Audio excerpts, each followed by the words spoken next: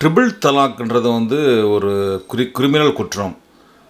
தலாக் தலாக் தலாக் அப்படின்னு சொல்லி முஸ்லீம்ஸ் வந்து தன்னோட ஒய்ஃபை வந்து டைவர்ஸ் பண்ணாங்கன்னா அது வந்து ஒரு குற்றவியல் அஃபென்ஸு, அதாவது கிரிமினல் குற்றம் அப்படின்னு சொல்லி ஒரு சட்டம் பாஸ் பண்ணப்பட்டது. அந்த சட்டம் என்ன அப்படின்னா, Muslim women protection of rights on marriage act 2019 பயணப்பட்ட முஸ்லீம் உமன் ப்ரொடெக்ஷன் ஆக்ட் தான் இந்த சட்டம் வந்தது.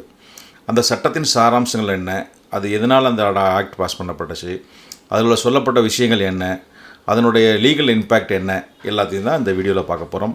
வணக்கம், நான் உங்கள் ரஸியா கலி. இந்த சட்டம் பாஸ் பண்ணுறதுக்கு என்ன காரணமாக இருந்துச்சு, என்ன பேக்ரவுண்டாக இருந்துச்சு அப்படின்னு சொல்லினா, இந்த சட்டம் வருவதற்கு முன்னாடி வந்து பார்த்திங்கன்னா ட்ரிபிள் தலாக், அதாவது வந்து தலாக்கி பித்தத் அப்படின்ற ஒரு முறை வந்து முஸ்லீம்களிடையே இருந்தது. அந்த முறை எப்படின்னா, முஸ்லீம் ஆண் வந்து தன்னுடைய ஒய்ஃபை வந்து உடனடியாகவே இமீடியட்டாக தலாக் தலாக் தலாக் அப்படின்னு ஒரு தடவை சொல்லி அதனோட ஒய்ஃபை வந்து டைவர்ஸ் பண்ணலாம் அப்படின்ற முறை இருந்தது. அது சொன்னால் அது வந்து செல்லும் அப்படின்ற நிலைமையில் இருந்தது. இதை எதிர்த்து தான் இந்த விஷயம் வந்து ஒரு பெண்களுக்கு எதிரான ஒரு இன்ஜஸ்டிஸ், அதுவும் முக்கியமாக வந்து பெண்களோட டிக்னிட்டியையும் அவங்களோட உரிமையும் பாதிக்கப்படுது அப்படின்ற மாதிரி ஒரு வாதம் ஏற்படுத்தி அது தொடர்பாக ஒரு சுப்ரீம் கோர்ட்டில் ஒரு வழக்கு தொடர்ந்தாங்க. அந்த வழக்கு என்னென்னு பார்த்திங்கன்னா, Saira Banu versus union of இந்தியான்ற வழக்கு. அந்த வழக்கில் வந்து இந்த மாதிரி ட்ரிபிள் தலாக் அப்படின்ற விஷயம் வந்து ஒரு அன்கான்ஸ்டிடியூஷனல், செல்லாது அப்படின்னு சொல்லிவிட்டு அவங்க அதில் உள்ள ஒரு ஜட்ஜஸ் வந்து ஒரு ரெக்கமெண்டேஷன் பாஸ் பண்ணியிருந்தாங்க. இது குறித்து பார்லிமெண்ட்டு ஒரு சரியான சட்டங்கள் ஏற்றி இதை வந்து முற்றுப்புள்ளி வைக்கலாம், இதே மாதிரி ட்ரிபிள் தலாக்கு முற்றுப்புள்ளி வைக்கலாம்னு ஒரு சஜஷன் கட்டுப்படுத்தினாங்க. அதன் அடிப்படையில் தான் இந்த மாதிரி ஒரு சட்டம் வந்து இயற்றப்பட்டது, முஸ்லீம் உமன் ப்ரொடெக்ஷன் ஆக்ட் என்ற ஒரு சட்டம். இந்த சட்டம் எதுக்காக கொண்டு வந்தாங்க அப்படின்னு சொல்லி பார்த்திங்கன்னா, அது வந்து முஸ்லீம் உமனுடைய ரைட்ஸையும் டிக்னிட்டியையும் பாதுகாக்கப்படணும். அப்புறம் வந்து இந்த உடனடியாக டைவர்ஸ் பண்ணக்கூடிய அதை ட்ரிபிள் தலாக்கை உடனடியாக தலாக் தலாக் தலாக்ன்றதை வந்து அதை நிறுத்தணும், அதுக்கு ஒரு முடிவுக்கு கொண்டு வரணும். அதோட சேர்ந்து ஈக்குவாலிட்டி, ஜெண்டர் ஈக்குவாலிட்டியை கொண்டு வரும். கான்ஸ்டியூஷனில் சொல்லப்பட்ட ஜெண்டர் ஈக்குவாலிட்டி, அதாவது ஆணும் பெண்ணும் சமம் அப்படின்ற ஒரு விஷயத்தை ப்ரொமோட் பண்ணணும், கான்ஸ்டியூஷனில் போட்டதை ப்ரொமோட் பண்ணணும் என்ற 3 காரணங்களுக்காக தான் இந்த சட்டம் அமலுக்கு நிறைவேற்றப்பட்டது. இந்த சட்டம் பாஸ் பண்ணுறதுக்கு முக்கியமாக காரணமாக இருந்தது என்னதுன்னா, ஏற்கனவே சொன்னபடி வந்து இந்த Saira Banu versus union of India என்ற வழக்கில் சுப்ரீம் கோர்ட் வந்து வழங்கிய தீர்ப்பு தான் மிக முக்கியமாக காரணமாக இருந்துச்சு. இந்த Saira Banu versus union of India வழக்கில் வந்து சுப்ரீம் கோர்ட் வந்துட்டு கான்ஸ்டியூஷன் பெஞ்சு வந்து என்ன மாதிரி தீர்ப்பு கொடுத்தாங்க அப்படின்னு சொன்னால், அந்த ட்ரிபிள் தலாக் அப்படின்றத வந்து அன்கான்ஸ்டிடியூஷனல், அதாவது அரசியலமைப்பு சட்டத்துக்கு புறம்பானது அப்படின்ற தீர்ப்பை வந்து 2017 சுப்ரீம் கோர்ட்டு வழங்கினாங்க. அதோடு இல்லாமல் சுப்ரீம் கோர்ட்டில் இன்னொரு சஜஷனை கொடுத்தாங்க. என்னென்னா, இது சம்பந்தமாக பார்லிமெண்ட் வந்து ஒரு சட்டத்தை கொண்டுட்டு வரணும், முஸ்லீம் பெண்களை பாதுகாக்கிறதுக்கு ஒரு சட்டம் கொண்டு வரணும்னு ஒரு சஜஷனும் பார்லிமெண்ட்டுக்கிட்ட ரெக்கமெண்ட் பண்ணியிருந்தாங்க. ஸோ அதன் அடிப்படையில் தான் இந்த சட்டம் வந்து கொண்டு வரப்பட்டது. இந்த சட்டத்தில் என்ன கொண்டுட்டு வந்திருக்காங்க அப்படின்னு பார்த்திங்கன்னா, வந்து ட்ரிபிள் தலாக், அதாவது தலாக் தலாக் தலாக் அப்படின்னு சொல்லி இன்ஸ்டண்ட்டாக தலாக் டைவர்ஸ் கொடுக்கறது வந்து இல்லீகல், சட்டத்துக்கு புறம்பாக, அது குற்றவியல் செயல், அது தண்டனைக்குரியது அப்படின்ற சாராம்சத்தை கொண்டு வந்திருக்காங்க. இந்த சட்டம், அதாவது வந்து Muslim women protection of rights on marriage act வந்து எப்போ நிறைவேற்றப்பட்டதுன்னு சொன்னால் 31 ஜூலை 2019 அன்றைக்கி தான் இந்த சட்டம் வந்து அமலுக்கு நிறைவேற்றப்பட்டது. இந்த சட்டத்தின் முக்கியமான அடிப்படை அம்சங்கள் என்ன அப்படின்னு சொல்லி பார்த்திங்கன்னா, முதலாவதாக சொல்லப்படுற அம்சம் வந்திங்கன்னா, இது வந்து ட்ரிபிள் தலாக் அப்படின்றது வந்து செல்லாது, சட்டத்துக்கு புறம்பானது, அது ஒரு குற்றவியல் செயல் அப்படின்றத வந்து இந்த சட்டம் வந்து நிலைநிறுத்திக்குது. அதாவது declares instant triple talaq as void and illegal. அதாவது வாய்ட்னா செல்லாதுன்றது ஒரு விஷயம், இல்லீகல்னால் அது குற்றவியல் செயல் அப்படின்றதையும் அது வந்து சட்டம் சொல்லுது. அது போக வந்து பார்த்திங்கன்னா, இந்த குற்றத்துக்கு வந்து 3 வருஷம் ஜெயில் தண்டனை அப்படின்றதையும் இந்த சட்டம் சொல்லுது. அதுக்கப்புறம் பார்த்திங்கன்னா இது யாருக்கு தண்டனை வரும் அப்படின்னு சொன்னிங்கன்னா, இப்போ வந்து ஒருத்தர் கணவர் வந்து தலாக்கு சொல்லி மனைவியை வந்து டைவர்ஸ் பண்ணாங்கன்னா, அப்போ வந்து அவருக்கு வந்து 3 வருஷம் வரைக்கும் ஜெயில் தண்டனை கொடுப்பதற்கு இந்த சட்டத்தின் வழிவகம் செய்யப்பட்டுள்ளது. அப்புறம் அந்த குற்றம் வந்து எந்த மாதிரி வகையான குற்றம் அப்படின்னு சொல்லி பார்த்தீங்கன்னா, அது வந்து காக்னிசபிள் அண்ட் நான் பெயிலபிள் அஃபென்ஸ். ஸோ இதை வந்து ஒரு கம்ப்ளைண்ட் பண்ணிட்டாங்கன்னா, ஸ்டேஷனில் போய் போலீஸ் ஸ்டேஷனில் கம்ப்ளைண்ட் பண்ணிட்டாங்கன்னா, உடனே நம்ம வந்து பெயில் இப்போ ஸ்டேஷனில் வந்து பெயில் கிடைக்காது. ஸோ அது வந்து எங்கே பெயில் நான் பெயிலபிள் அஃபென்ஸாக வந்து இதை வந்து சொல்லியிருக்காங்க. அதோட பார்த்திங்கன்னா, இதை வந்து இந்த சட்டத்தில் வந்து பெண்களுக்கு வந்து மெயின்டெனன்ஸுக்கும் அந்த குழந்தைங்களுடைய கஸ்டடியை வச்சுக்கிறதுக்கும் இந்த சட்டத்தில் ப்ரொவிஷன் சொல்லி வழிவகை செய்யப்பட்டுள்ளது. ஸோ இதுதான் இந்த 4 அம்சங்கள் தான் இந்த சட்டத்தினுடைய முக்கியமான அடிப்படை அம்சங்களாக இருக்குது. இந்த சட்டத்தில் சொல்லப்பட்ட சில முக்கியமான வார்த்தைகளுக்கு என்ன அர்த்தம் அப்படின்னு சொல்லி பார்த்தீங்கன்னா, தலாக் அப்படின்றதுக்கு என்ன மீனிங் அப்படின்னா, தலாக்கி பித்தத் அப்படின்றத தான் அர்த்தமாகும்.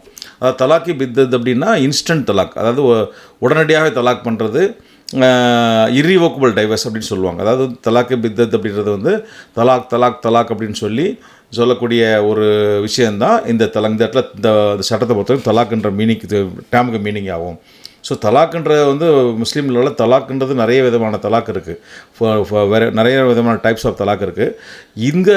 இந்த சட்டத்தில் சொல்லக்கூடிய தலாக்ன்ற ரெஃபர் வந்து இன்ஸ்டன்ட் தலாக், அதாவது தலாக்கி பித்தத், அதாவது ஒரே முதல் பேசின உடனே தலாக் அப்படின்னு சொல்லி முத்தலாக் சொல்கிறாங்க இல்லைங்களா, அந்த விஷயந்தான்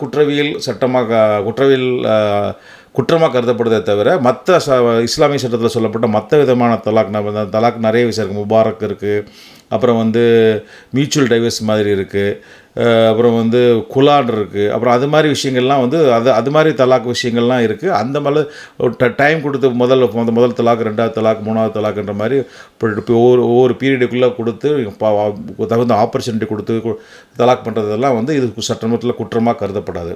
ஸோ இந்த சட்டத்தை பொறுத்த வரைக்கும் தலாக்ன்ற மீனிங் என்ன, தலாக்ன்ற வார்த்தைக்கு மீனிங் என்னென்னா தலாக்கே பித்தத், அதாவது வந்து முத்தலாக் கொடுக்கறது, அதாவது தலாக் சொல்லக்கூடிய இன்ஸ்டன்ட் தலாக்கு தான் இது வந்து இந்த சட்டம் வந்து குற்றமாக கருதுறதை தவிர மற்ற விஷயங்கள் அல்ல.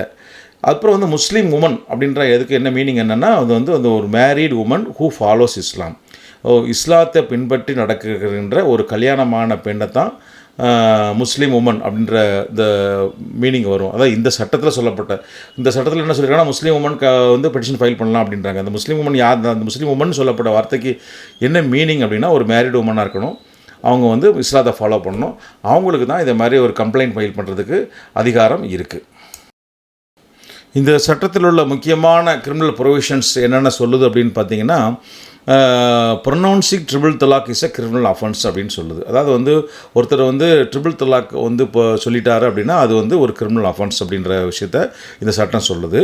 ரெண்டாவது, அதே மாதிரி ஒருத்தர் சொன்னார்னா அவங்களுக்கு வந்து என்ன மாதிரி பனிஷ்மெண்ட்னா 3 years இம்ப்ரிசன்மெண்ட், அதாவது 3 வருஷம் சிறை தண்டனை, அதுபோல் ஃபைனும் கொடுக்கறதுக்கு இந்த சட்டம் வழிவகை செய்கிறது. இதில் இன்னொரு விஷயம், முக்கியமான விஷயம் அப்படின்னா, இதில் வந்து இந்த கம்ப்ளைண்ட் ஒருத்தர் ட்ரிபிள் தலாக் கொடுக்குறாங்கன்னா அப்போ யார் கம்ப்ளைண்ட் பண்ணலாம் அப்படின்னு சொன்னால், அந்த சம்மந்தப்பட்ட ஒய்ஃபோ அல்லது அவர்களுடைய ரிலேட்டிவ் தான் இந்த கம்ப்ளைண்ட்டை ஃபைல் பண்ண முடியும். இதை ஒருத்தர் ட்ரிபிள் தலாக் ஒருத்தர் கொடுத்துட்டாரு அப்படின்றதுக்காகவே ஆட்டோமேட்டிக்காக போலீஸ்காரங்களே ஒரு கம்ப்ளைண்ட் போலீஸ்காரங்களே அவங்களே ஒரு கேஸை ரிஜிஸ்டர் பண்ண முடியுமான்னா அப்படி கிடையாது. இது வந்து இந்த சட்டம் என்ன சொல்லுதுன்னா, ஒருத்தருக்கு இந்த சட்டப்படி ஒருத்தர் தண்டிக்கப்படணும்னா, ஒரு ஆக்ஷன் எடுக்கணும்னா அதுக்கு வந்து ஒய்ஃபு கம்ப்ளைண்ட் கொடுக்கணும் அல்லது ஒய்ஃபோட ரிலேட்டிவ் கம்ப்ளைண்ட் கொடுக்கணும். அப்படி கம்ப்ளைண்ட் கொடுத்தா மட்டும்தான் அதன் மேலே தொடர்ந்து நடவடிக்கை எடுக்க முடியும். இந்த வழக்கில் ஒருத்தர் ஹஸ்பண்ட் மேலே ஒரு கேஸ் ஃபைல் பண்ணிட்டாங்க அப்படின்னா, அந்த ஹஸ்பண்ட் என்ன மாதிரி விஷயங்களை வந்து என்ன மாதிரி பாதுகாப்பு தேடலாம், என்ன மாதிரி தீர்வை தேடலாம் அப்படின்னு சொல்லி பார்த்திங்கன்னா, முதல்ல வந்து பெயில் அப்ளை பண்ணலாம். பெயில் வந்து யார்கிட்ட அப்ளை பண்ணணும்னா மேஜிஸ்ட்ரேட் கோர்ட்டில் தான் அப்ளை பண்ண முடியும். ஸ்டேஷனில் போய் பெயில் அப்ளை பண்ண முடியாது, மேஜிஸ்ட்ரேட்டில் தான் அப்ளை பண்ணணும். மேஜிஸ்ட்ரேட் கோர்ட்டும் வந்து இந்த ஒய்ஃபை விசாரணை பண்ணிவிட்டு தான் அவங்களுக்கு வந்து பெயில் கொடுக்கணுன்ற மாதிரி ஒரு நிலைப்பாடு இருக்குது. ரெண்டாவது வந்தீங்கன்னா, இதே மாதிரி ஒரு ஒய்ஃபு இந்த மாதிரி கேஸ் ஃபைல் பண்ணிட்டாங்கன்னா அந்த கேஸை வந்து சமாதானம் பண்ணிக்கலாமா, காம்பவுண்ட் பண்ணிக்கலாமா அப்படின்னா, ஒய்ஃப் வந்து பெர்மிட் பண்ணாங்கன்னா அவங்களுடைய சம்மதத்தின் பேரில் அவங்க ஒய்ஃபும் ஹஸ்பண்டும் வந்து இந்த கேஸை வந்து சமாதானம் பண்ணிக்கலாம், காம்பவுண்ட் பண்ணிக்கலாம். மூன்றாவது விஷயம் என்னென்னு பார்த்தீங்கன்னா, இந்த mediation. And compromise encourage if wife agrees. அதாவது இந்த ரெண்டு பேரும் பேச்சுவார்த்தை அப்படின்னா இந்த இந்த வழக்கில் ஒருத்தர் மேலே கேஸ் ஃபைல் பண்ணிட்டாங்க அப்படின்னா அதை வந்து ஒரு பேச்சுவார்த்தை பண்ணனாலும் சரி, ஒரு காம்ப்ரமைஸ் அதாவது சமாதானம் ஏற்படனாலும் சரி, அதுக்கு வந்து ஒய்ஃப் வந்து ஒத்துக்கிட்டால் மட்டும்தான் அதை செய்ய முடியும் அப்படின்ற ஒரு நிலைப்பாடு இந்த சட்டத்தில் குறிப்பிடப்பட்டிருக்கிறது. இந்த சட்டத்தில் பெண்களுக்கு என்ன மாதிரி உரிமை வழங்கப்பட்டிருக்கிறது அப்படின்னு சொல்லி பார்த்தீங்கன்னா, ஒய்ஃப் வந்து சப்சிஸ்டன்ஸ் அலவன்ஸ் வந்து தனக்காகவும் தன்னுடைய குழந்தைக்காகவும், அதாவது தான் வாழ்கிற இந்த தலாக் கொடுத்தப்பட்ட புடகை கூட ஒரு தான் வாழ்வதற்கும் தன்னுடைய குழந்தைகள் வாழ்வதற்கும் மெயின்டெனன்ஸ் அலவன்ஸை வந்து ஹஸ்பண்டில் கிளைம் பண்ணலாம். அப்புறம் வந்து custody of the minor children, minor குழந்தைகளாக இருந்தால் குழந்தைய என்கிட்ட கொடுங்க அப்படின்ற மாதிரி ஒரு கிளைமும் பண்ணலாம். அது போக வந்து ப்ரொடெக்ஷன் ஃப்ரம் இன்ஸ்டன்ட் அபாண்டன்மெண்ட், அதை அப்படி விட்டுட்டு போயிட்டாரு, அப்படி தன்னை விட்டுட்டு அப்படியே தலாக் பண்ணிட்டு அப்படியே விட்டுட்டு போயிட்டாருனா அந்த அபாண்டன்மெண்ட், அதாவது விட்டுட்டு போகிறதுக்கு விடுறாங்க இல்லையா, அதுக்கு எதிராக வந்து ஒரு பாதுகாப்பும் இந்த சட்டத்தில் ஒளிவாக கேட்கலாம் அப்படின்ற ஒரு வழிமுறையும் இந்த சட்டத்தில் செய்யப்பட்டிருக்கிறது. இந்த சட்டத்திலிருந்து நம்ம தெரிஞ்சு கொள்ள வேண்டிய விஷயமும் நம்ம கவனத்தில் கொள்ள வேண்டிய விஷயம் என்ன அப்படின்னு பார்த்தீங்கன்னா, இந்த ட்ரிபிள் தலாக்கு வந்து குற்றம் அப்படின்னு சொல்லப்பட்டிருக்கே தவிர மற்றபடி ரெகுலர் தலாக்கு வந்து குற்றம் இந்த சட்டம் சொல்லலை. ட்ரிபிள் தலாக்கை மட்டும்தான் இந்த சட்டம் குற்றம் அப்படின்னு சொல்லுது. அதுக்கப்புறம் வந்து பார்த்திங்கன்னா, இந்த சட்டம் வந்து பெண்களுக்கு பாதுகாப்பும், அந்த ஆர்பிட்ரரி டிரைவர்ஸ், அதாவது திடீர்னு டிரைவர்ஸ் கொடுக்குறாங்களே, ஒரு ஒரு ஒரு அர்த்தம் இல்லாமல் டிரைவர்ஸ் கொடுக்குறதையும் தடுக்கிறதுக்காக வழங்கப்பட்டிருக்கிறது.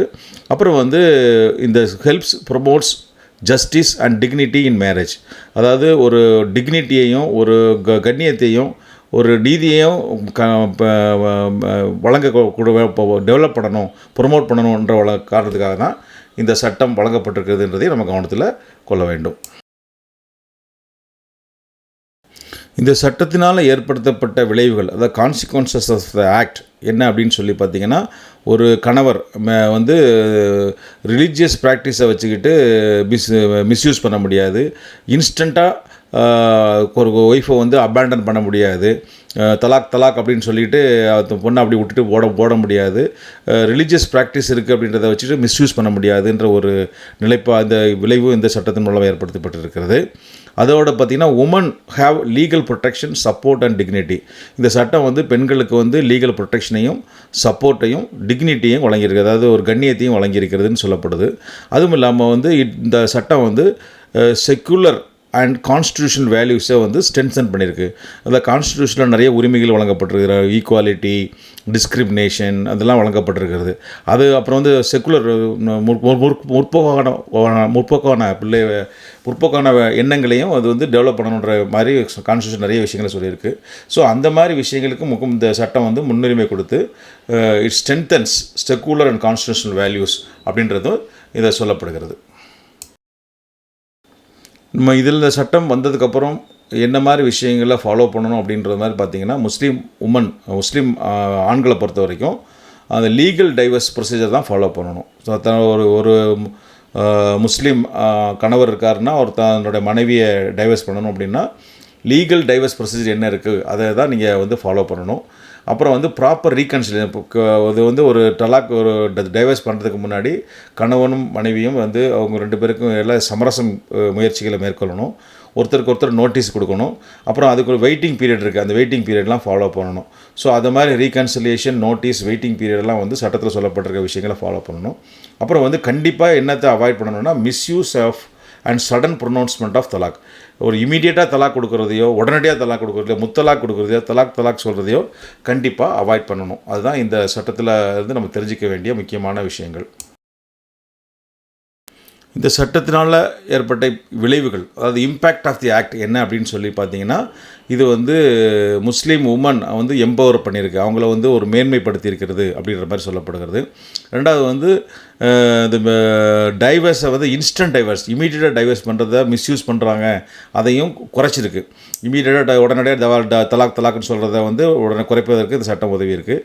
அதுவும் இல்லாமல் வந்து ஆண் பெண் அப்படின்ற ரெண்டு பேருக்கும் ரெண்டு பேரும் ஈக்குவல் தான், பெண்களுக்கு உள்ள உரிமைகள் இதெல்லாம் வந்து நல்ல இது வந்து பலப்படுத்தியிருக்கிறது என்று வந்து சொல்கிறாங்க. இந்த சட்டத்தை வந்து இந்த சட்டம் வந்து strengthen gender equality and women's rights அப்படின்றதும் என்ற விஷயமும் இந்த சட்டத்தினால் ஏற்பட்ட ஒரு விளைவாக இருக்கிறது.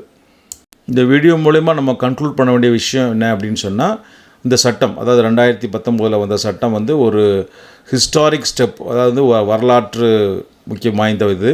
அது வந்து குறிப்பாக வந்து பெண்களுக்கு முஸ்லீம் பெண்களுக்கு நீதி வழங்கக்கூடிய ஒரு சட்டமாக இருக்கிறது அப்படின்ற விஷயமும் இருக்குது. அது போகனா இது வந்து it ends N age old practice and alliance with the constitutional principles. அதாவது வந்து காலங்காலமாக பின்பற்றி வந்த, அதாவது இன்ஸ்டன்ட் தலாக்ன்றதை பின்பற்றி வந்த விஷயத்தை, அதுவும் கான்ஸ்டிடியூஷனல் பிரின்சிபலுக்கு வந்து வயலேட்டாக இருக்கிற காரணத்தினால கான்ஸ்டிடியூஷனல் பிரின்சிபல் தான், அரசியலமைப்பு சட்டத்தில் உள்ள சொல்லப்பட்ட முக்கியமான விஷயங்கள் தான் மேன்மையானது அப்படின்றதே நிலைநிறுத்தியிருக்கிறது. அதுவும் இல்லாமல் இந்த சட்டம் வந்து ஒரு லீகல் அவேர்னஸ், அதாவது சட்ட அறிவை எல்லாருக்கும் சட்ட விழிப்புணர்வை ஏற்படுத்தி இருக்கிறது.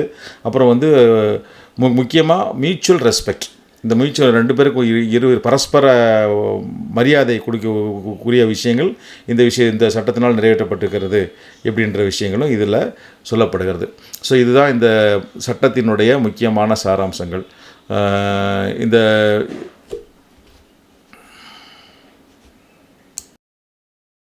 தொடர்ந்து நம்ம சேனலை பாருங்கள். ரஸியாக் சட்டம் அறிவோம் என்ற ஒரு சேனலும், ரஸியாக் லா டியூப் அப்படின்ற சேனலும் இருக்குது. இந்த சேனலில் ஏராளமான பிளேலிஸ்ட் இருக்குது, அதுக்குள்ளே ஏராளமான வீடியோஸ் இருக்குது. உங்களுக்கு சட்டம் சம்பந்தமாக எந்த சந்தேகமாக இருந்தாலும் நம்ம ரஸியாக் சட்டம் அறிவோம் அல்லது ரஸியாக் லா டியூப் அப்படின்னு டைப் பண்ணுங்கள். நம்ம சேனல் ஓப்பன் ஆகும். அதுக்குள்ளே உள்ள உங்களுக்கு சம்மந்தப்பட்ட பிளேலிஸ்ட்டை கிளிக் பண்ணுங்கள். அதுக்குள்ளே உள்ள உங்களுக்கு சம்மந்தப்பட்ட வீடியோவை கிளிக் பண்ணுங்கள், பாருங்கள். உங்களுடைய சட்டம் சம்மந்தப்பட்ட எந்த விதமான சந்தேகமாக இருந்தாலும் அதுக்கு உங்களுக்கு தேவையான விளக்கங்கள் அதில் இருக்கும். அதையும் தாண்டி உங்களுக்கு வேறு ஏதாவது சந்தேகம் இருந்ததுன்னா இந்த நம்பரை கான்டாக்ட் பண்ணுங்கள். உங்களுக்கு சட்ட ஆலோசனைகளோ இல்லை வேறு ஏதாவது உதவியோ தெரிஞ்சால் நேரடியாகவோ ஃபோன் மூலியமாகவோ உங்களுக்கு என்னோடய டைமுடைய அவைலபிலிட்டி பொறுத்து, சப்ஜெக்ட் டு மை அவைலபிலிட்டி, உங்களுக்கு சட்ட ஆலோசனைகள் தரேன். அடுத்த ஒரு டாப்பிக்கோடு உங்களை சந்திக்கிறேன். அதுவரை உங்களிடமிருந்து விடை வருவது உங்களில் ஒருவன், ரஸியாக் அலி. நன்றி, வணக்கம்.